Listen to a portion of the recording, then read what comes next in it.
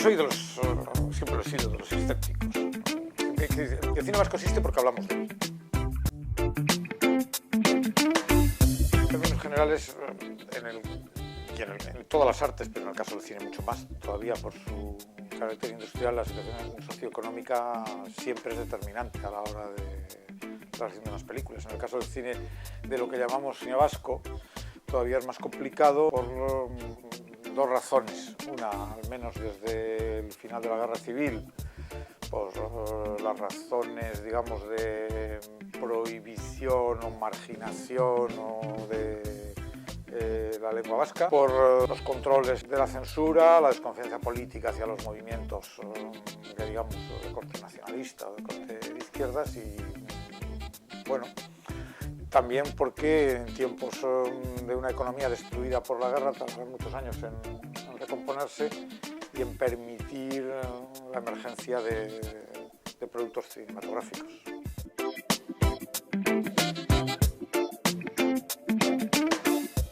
Lo primero que habría que decir, aunque esto suene un poco raro, es que no tiene mucho sentido en esos años hablar de cine vasco. El cine vasco es un invento en el sentido que todo es un invento, o las naciones son invento. Si queremos hablar del nacimiento del cine vasco, desde mi punto de vista, hay que ponerlo en 1975, después de la muerte de Franco, en 1976, con los primeros debates en torno a qué es esto del cine vasco. Y es verdad que cuando se empieza a discutir eso, existe un poco la necesidad de buscar antecedentes, es decir, ¿y esto de dónde viene y qué ha habido en el pasado? Y de mirar hacia atrás para ver si encuentras algo que sea una especie de prehistoria de lo que todo está pasando, ¿no? Quizás lo único, o lo que más yo creo que se puede aparecer en esos años es lamentablemente la película no se conserva, es el Euskadi de Teodoro Noriega.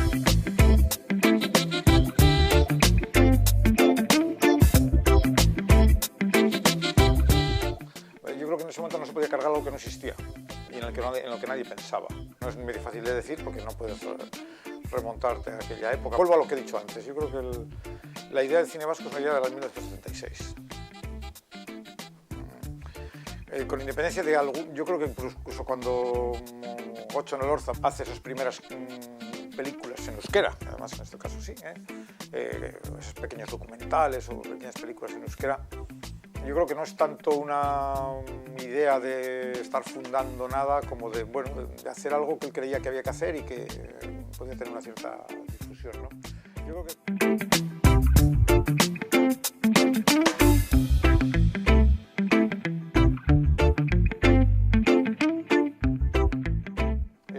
la situación que estaba el euskera, probablemente en los años 30 o en el momento del paso del sonoro, no creo que la preocupación por el cine fuera una preocupación que nadie tuviera en la cabeza.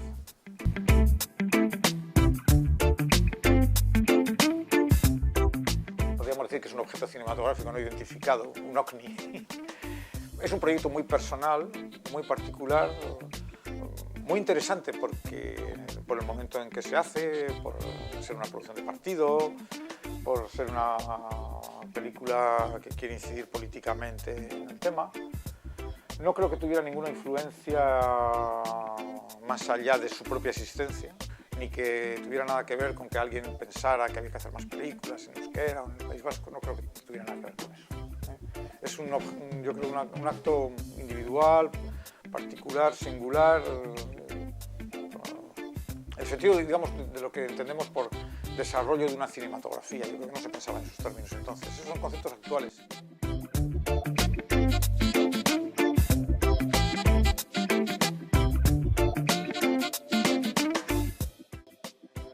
No influyó para nada ni en un aspecto ni en el otro.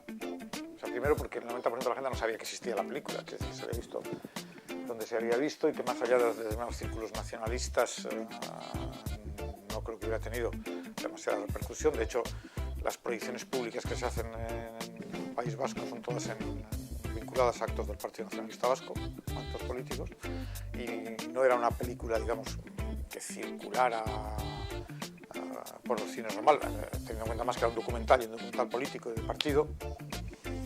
Eso no facilitaba, digamos, que el público amplio se interesara por esto.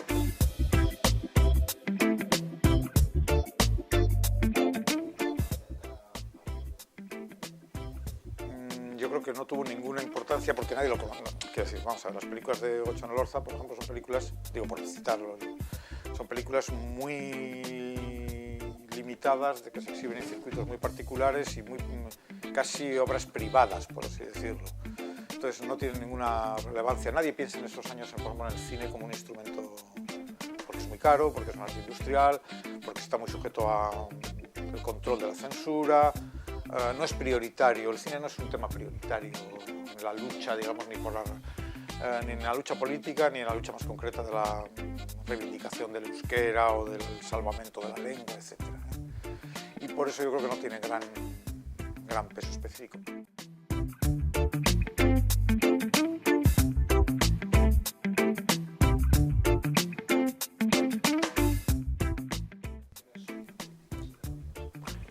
Yo creo que para comprender cualquier cosa, el arte en general o lo que queramos, es importante situarlo en un contexto, tener en cuenta el marco social, económico, político y cultural. Es una perogrullada, claro, por supuesto.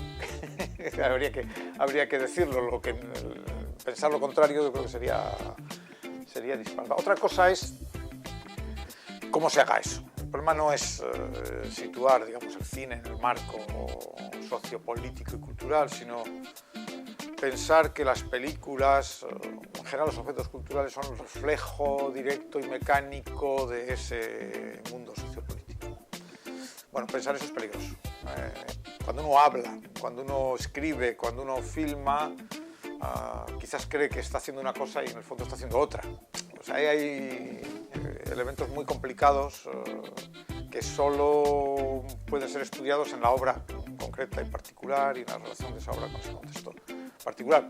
Pero por cerrar la pregunta, sí. ¿Cómo no? Claro. Lo que pasa es que decir eso no nos da demasiada luz, porque es obvio que es así. Entonces, dicho que es obvio que es así, el problema no es que sea así, sino cómo es. Cómo se refleja esa influencia. Ahí está el tema. Y ahí probablemente no nos pondríamos de acuerdo en todos los que estudiamos un mismo campo sobre esa relación.